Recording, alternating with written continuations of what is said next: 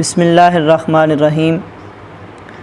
سامعین و ناظرین، آج کی حدیث مبارکہ ایک اصلاحی حدیث ہے۔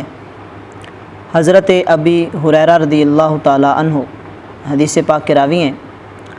آپ ارشاد فرماتے ہیں، نبی اکرم صلی اللہ تعالی علیہ وسلم نے ارشاد فرمایا، قال الایمان بضع وستون شعبۃ۔ نبی پاک صلی اللہ علیہ وسلم نے فرمایا، ایمان کے 60 سے زائد شعبے ہیں۔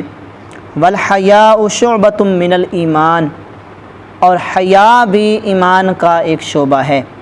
یہ بخاری شریف کی حدیث پاک ہے کہ حیا بھی ایمان کا شعبہ ہے۔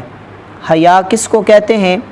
انسان کا وہ وصف ہے جو اس کو برائی سے روکنے پر ابھارے اور حقوق کو ادا کرنے پر ابھارے۔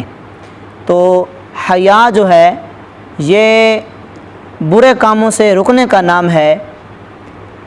فقہی مسائل پوچھنا، علماء سے مسائل کا دریافت کرنا، اپنی ضرورت زندگی کے مسائل کا پوچھنا، اس کے اندر کسی قسم کی کوئی حیا نہیں ہے، اور نہ ہی ایسی حیا جو ہے وہ کرنی چاہیے، بلکہ فقہی مسائل پوچھیں، اپنی ضرورت زندگی کے مسائل علماء سے پوچھیں، اپنی مساجد کے ائمہ کرام سے پوچھیں، اپنے علاقے کے جو علماء ہیں، مفتیان کرام ہیں، ان سے پوچھیں۔ تو فقہی مسائل کے اندر حیا نہیں کرنی چاہیے، بلکہ بلا جھجک علماء سے مسائل کو پوچھنا چاہیے۔